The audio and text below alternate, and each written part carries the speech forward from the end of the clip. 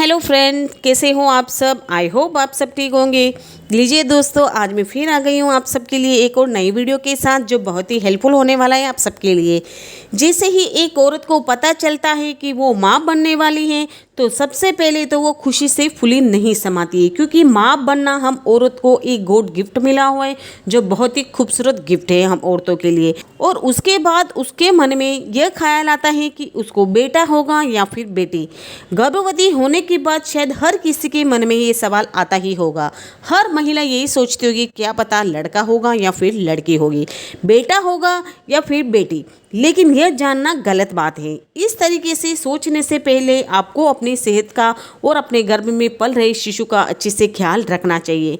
बेटा होगा या फिर बेटी होगी ये तो भगवान की इच्छा पर निर्भर करता है, लेकिन हाँ, कुछ पुराने ज़माने के लक्षणों के आधार पर पता लगा सकते हैं कि लड़का होगा या फिर लड़की। तो आज हम इसी टॉपिक पर बात करेंगे, तो वीडियो बहुत ही हेल्पफुल होने वाली है, तो वीडियो को आप बिना स्किप किए पूरा देखना। प्रेग्नेंट होने के बाद हर महिला सबसे पहले यही चाहती है कि उसका बच्चा स्वस्थ और तंदुरुस्त रहे, और वही माँ को हो ना हो, लेकिन परिवार के सदस्यों के मन में ये ज़रूर सवाल आता होगा कि लड़का होगा या फिर लड़की। क्योंकि जब भी महिला को पता चलता है कि वो प्रेग्नेंट है, बस लोग अपने फैमिली जो मेंबर होते हैं वो 9 महीने का इंतज़ार करते हैं।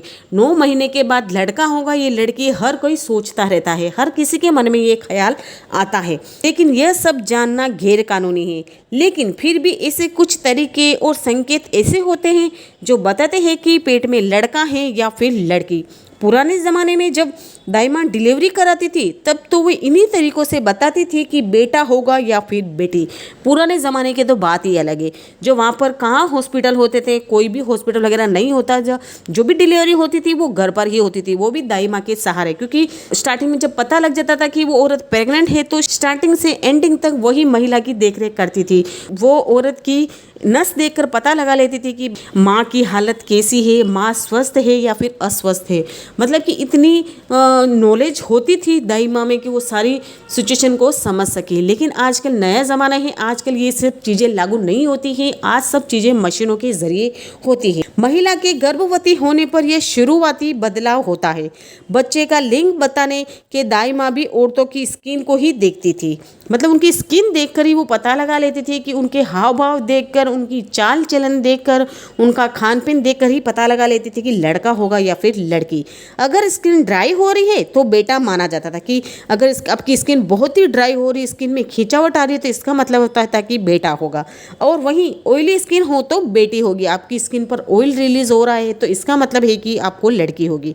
इसके साथ ही प्रेगनेंसी में अगर स्किन पर एक्ने हो जाए तो इससे बेटी होने का संकेत माना जाता था।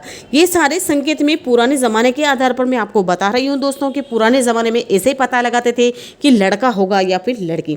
बेटी होने पर स्किन पर तेल ज़्यादा बनता है, और यह भी कहा जाता है कि जब पेट में लड़का हो तो माँ का चेहरा चमकने लगता है। गर्भावस्था में चेहरे पर चमक आने को प्रेगनेंसी ग्लो कहते हैं। और पुराने ज़माने में दाई माँ प्रेग्नेंट महिला के चेहरे की चमक देखकर ही बताती थी कि उनके बेटा होगा या फिर बेटी होगी।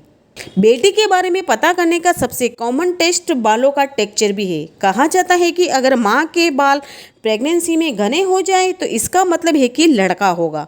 वहीं अगर बाल पतले हो जाएं और बाल बहुत ज़्यादा झड़ने लगे तो समझ ले कि बेटी होने वाली है। वहीं प्रेग्नेंट महिला का प्रेगनेंसी में वजन बढ़ने का मतलब है कि लड़की होगी। ऐसा मानना है कि उसका वजन बढ़ता ही रहता है, उनका शरीर फूल जाता है तो इसका मतलब होता है कि लड़की होगी।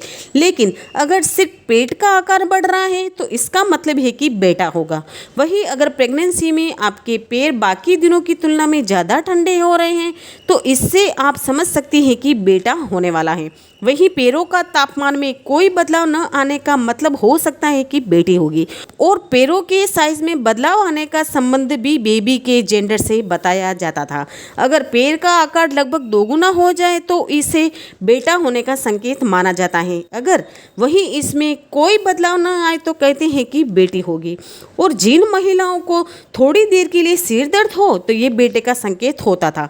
और प्रेग्नेंट महिला की स्लीपिंग पोजीशन से भी बेबी का पता लगा लिया जाता था। मतलब कि वो किस तरीके से सो रही है, वो किस करवट सो रही है तो ये पोजीशन देख के भी दाई माँ जो होती है वो पता लगा लेती थी कि लड़का होगा या फिर लड़की। यदि प्रेग्नेंट महिला दाई करवट ज़्यादा लेटती है तो बेटा होगा, अगर बाई करवट लेटती है तो बेटी होगी। ये सब पुराने ज़माने के संकेत हैं। अगर आपको इन संकेतों के ज़रिए आप पता लगा सकते हैं कि आपको लड़का होगा या फिर लड़की तो अच्छी बात है।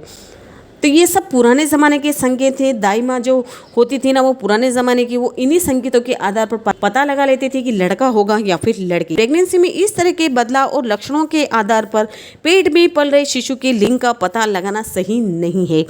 आपको गर्भ में पल रहे शिशु का और आपका ध्यान रखना बहुत ही ज़रूरी है। आपको इन सारी बातों के बारे में नहीं सोचना चाहिए।